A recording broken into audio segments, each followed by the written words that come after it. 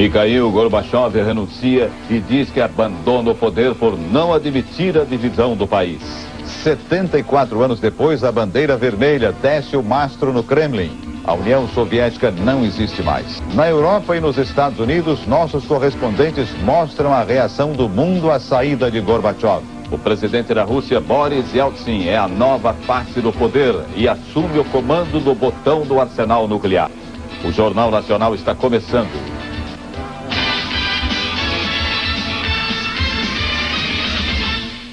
O mundo inteiro assiste a um dos momentos mais importantes da história, a renúncia de Mikhail Gorbachev. É o fim definitivo da União Soviética. Vamos falar ao vivo de Moscou com o repórter Pedro Bial. Essa noite é a bandeira russa que tremula no Kremlin. E agora é Boris Yeltsin que detém o poder de decisão sobre um arsenal nuclear que pode destruir o mundo centenas de vezes. Mikhail Gorbachev se despediu do poder com um discurso rápido. Ele agradeceu aos que o apoiaram, ele reconheceu erros, pediu para que fosse revisto o processo de decisão que levou ao fim da União Soviética, ou melhor, ele lamentou o processo de decisão, mas ele disse que não se arrepende por um só momento de ter iniciado as reformas democráticas que acabaram assim, com o fim do comunismo e da União Soviética. A segunda Revolução Russa chega hoje ao seu apogeu. Esse 25 de dezembro é o último dia de 1917. Pedro Bial, de Moscou. Mikhail Gorbachev deixa 6 anos de poder com um discurso de 12 minutos.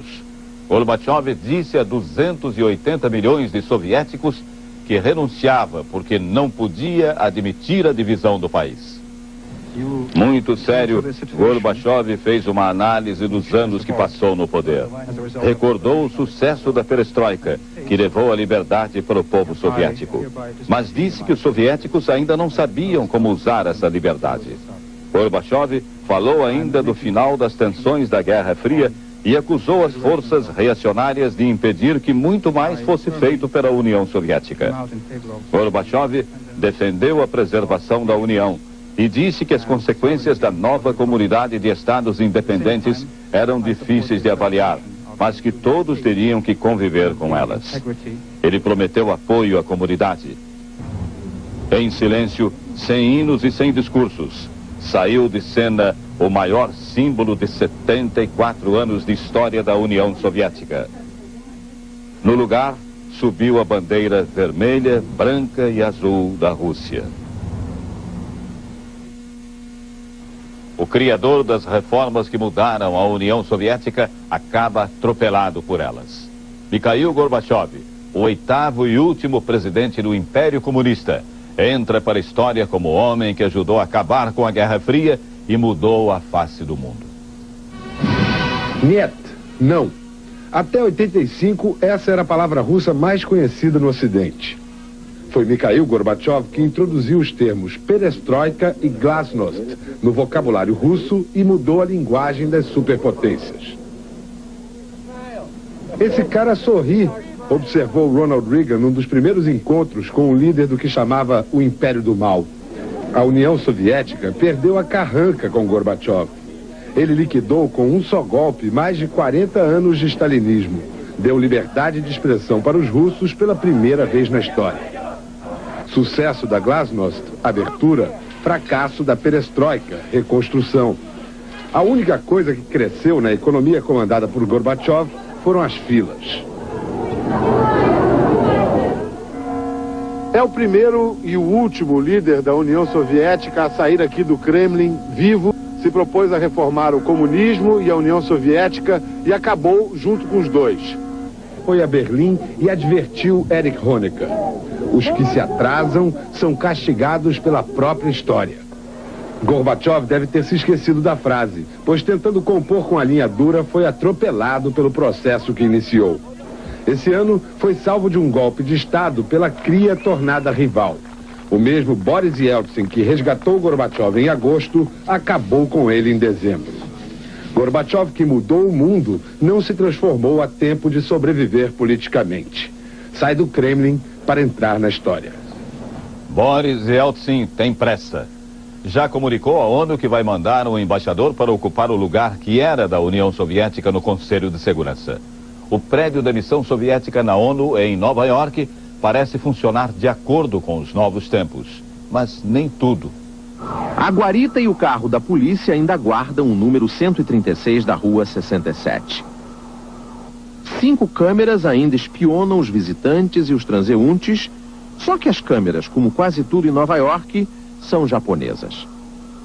Do outro lado da rua, a placa da sinagoga continua lembrando a perseguição aos judeus da União Soviética. E no portão ainda está lá, colada, a placa da União Soviética. Mas hoje há hospitalidade. O conselheiro da missão, o diplomata Alexander Denisov, vem me receber e mostra imediatamente no hall de entrada as novas bandeiras. A da Rússia, a da Ucrânia e a da Bielorrússia. Pergunto pela bandeira vermelha com foice e martelo e ele diz que está guardada para ser entregue a um museu. Peço para ver, ele desconversa. O pessoal aqui da missão passou o dia de plantão para assistir ao último discurso do presidente Mikhail Gorbachev. E muita gente chorou quando viu a imagem da bandeira vermelha deixando o mastro que fica no alto do Kremlin. Como Gorbachev, muita gente aqui acha que essa comunidade de estados independentes vai ter o mesmo destino da União das Repúblicas Socialistas Soviéticas. Ou seja, não vai dar certo. A China responsabiliza Gorbachev pelo fim da União Soviética, enquanto a Inglaterra reconhece que o ex-presidente fez bom trabalho. Foi no interior da Inglaterra que o primeiro-ministro britânico passou a festa de Natal. John Major comentou a saída do ex-presidente soviético. Gorbachev mudou o curso da história e prestou uma ajuda notável na construção de um mundo mais seguro. A ex-primeira-ministra Margaret Thatcher declarou: agora poderemos até trabalhar juntos. Margaret Thatcher foi a primeira a reconhecer que o mundo ocidental poderia fazer negócios com Gorbachev. A rainha da Grã-Bretanha, que reina mas não governa, na mensagem de Natal, falou sobre o fim da União Soviética, o fim da autocracia, conforme definição da rainha. Apesar de todos os elogios a Gorbachev, a China lançou hoje um dos mais fortes ataques contra o ex-presidente. A China responsabilizou Gorbachev pelo colapso da União Soviética. Glasnost, perestroika, no vocabulário dos líderes chineses que ainda acreditam no comunismo, são palavras que significam o caos econômico e político. A China declarou que vai estabelecer relações diplomáticas com as novas repúblicas que substituem a antiga União Soviética, mas não definiu a data. Como os soviéticos reagiram à renúncia de Gorbachev e o que significa o poder nas mãos de Boris Yeltsin. Voltamos a Moscou ao vivo com o repórter Pedro Bial. Aqui em Moscou, se alguém chorou, chorou escondido. Se alguém comemorou, foi em silêncio.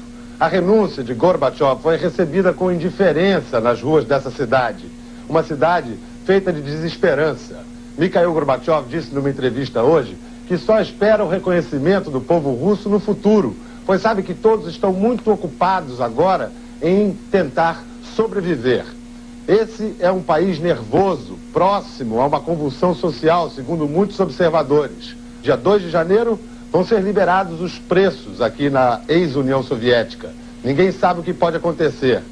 Algumas humilhações que Boris Yeltsin submeteu Gorbachev e outras manobras pouco democráticas sujaram a imagem de Yeltsin. E muitos o olham com desconfiança, como se ele fosse um candidato a czar. Yeltsin, através de telefonemas, vem tentando conquistar a confiança de um aliado-chave amigo de Gorbachev, o presidente americano George Bush. Os Estados Unidos, que agora perderam a referência da oposição soviética, veem com atenção e temor o futuro da comunidade de estados independentes.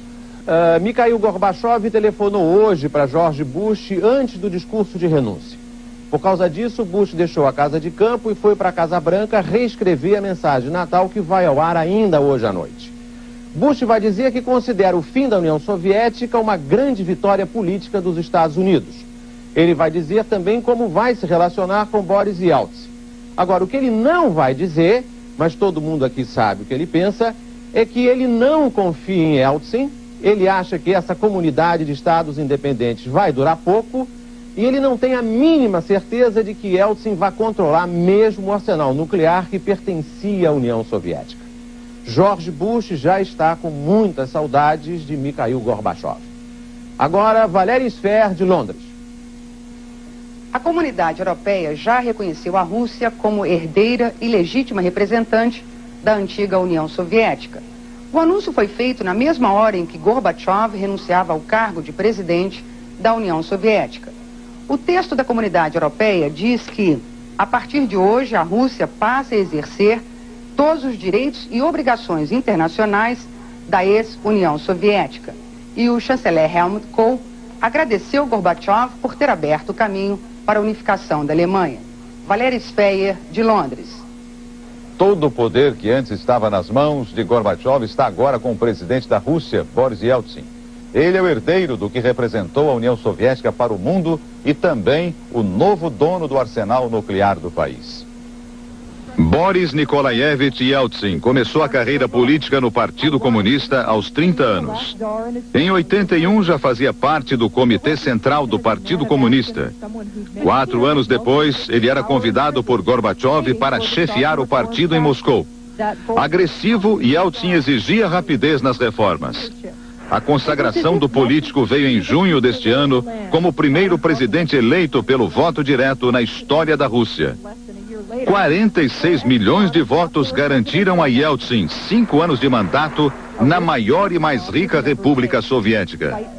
Mas o mundo tomou conhecimento da coragem de Boris Yeltsin durante o golpe de agosto. Enquanto Gorbachev estava sob a mira de fuzis na Crimeia, Yeltsin subia nos tanques e conclamava os soviéticos a resistir ao golpe.